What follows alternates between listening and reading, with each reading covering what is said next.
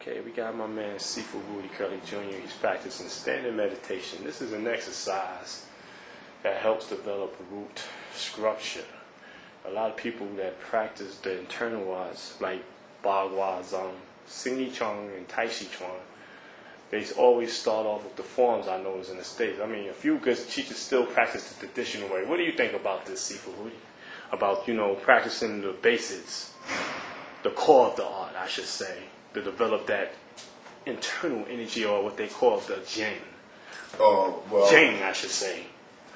Yeah, what these words mean, they translate a lot of stuff as energy, but I would prefer kind of to use the word powers or strengths. Okay. Because a lot of people don't realize martial arts is based on tendon and bone strength. If you read the old classics, they had a lot of stationary exercises they used to practice, and those were the real power exercises. They did a little weight training and other types of calisthenics also with their stuff. But the stillness and holding posture was to develop your will and build up self-control. And what I used to always tell people too, stance training alone teaches you how to deal with pain. So before you even start fighting and getting hit, if you did a lot of stance training and was able to develop the ability to deal with that leg pain until the pain was gone, that also would teach you how to mentally deal with pain when you get hit. But the ironic thing about standing is when you develop the right type of strength in your body, you'll be able to take blows and the punches won't really hurt you that much. You'll be surprised, like people say them holding postures, they don't realize this is exercise to build up the tendons in your arm. Now, we also talk about alignment. You have to be standing straight, and you have to learn how to center yourself properly over your feet when you're in position so that you can learn how to use your root. See, most people like to jump around, and that's good too, but when you're moving, there's times when you have to plant yourself to make your strike, but you want to also be stable while you're hitting and getting hit. And stance training is one of the big things that is neglected in a lot of the newer modern schools. So if like mixed martial arts. Well, every martial arts, a lot of them, people just don't do this. Yeah, but you're right. But even I say that a lot of people think that you become a great fighter by fighting, but really, the whole thing is to be centered. Right. The key to get into mastery. You see, most people like to fight, but they're not aiming for mastery. And that's the difference. A lot of people just fight and say, oh, I can do this, I can do that. I beat this one, I beat that one, which is all right, as long as you're the winner most of the time. But when it comes that also depends on who you're fighting. Yeah, that too. Because you're not going to beat everybody, but you want to build up your strength and your health in a way where you can still stay strong as you get older. So like standing builds up your tendons so you don't get these injuries. When a lot of people fight and then years later their body's falling apart. Standing will give you the internal strength where you can expand your tendons and ligaments, and that way you won't get injured as often. And even when you get a minor injury, it heals very quickly. I noticed that, back in the days, it was like really a requirement of Kung Fu that you have to learn how to stand. I know the Shaolin monks, they did the mabu for like an hour, or when they lit the candle. You remember like in the old Shaolin movies, the flicks we used to see on Shaw Brothers. And but in internal arts, I always was, from what you taught me and from what other teachers taught me, it was always you had to learn how to stand and learn how to center yourself. Because if you ain't centered, basically you ain't going to have no type of idea of how to initiate an attack from your center. Yes. Am I correct? Yeah, because see, when you take stances, you're learning how to hold your body still. Then most of the styles you start off with small movements so you can learn how to rotate and shift without going off balance. Now in the heat of combat, of course, it's going to be hard to maintain perfect balance, but it'll be even harder if you never learn how to center in the first place. So building up the leg strength. If you engage your opponent, let's say we're here. Okay. On the camera. And in most situations, the guy be hit, in close in. Yeah. So how would you apply standing?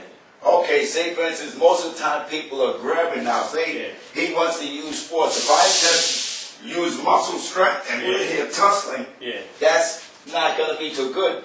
But standing gives you power to open and close your body. So like say if he grabs and wants to use force, see, this is from the stance training.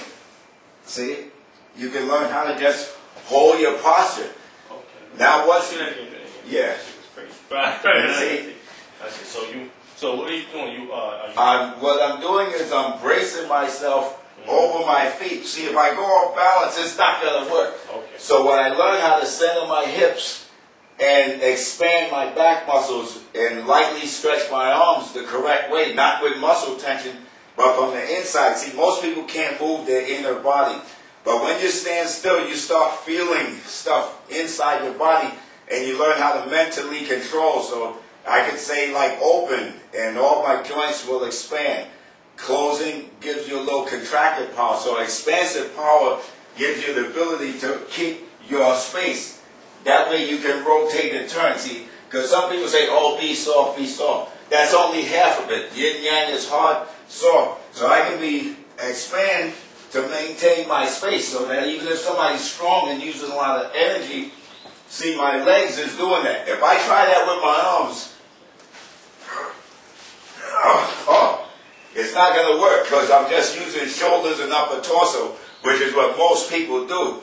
But you need to use your legs for everything besides kicking and stepping. So when somebody gets you, if you do stance training, see, you relax down into the legs, then you can be soft if you want and maneuver different ways. So this is one purpose you use the standing for. Okay. So that's why you develop what seems to be effortless power. Puts a lot of effort in it to get it. So what do you, when an individual is practicing this method, what should they be, what should their mind be on? Okay, when you take your stance, the first thing you got to do is alignment.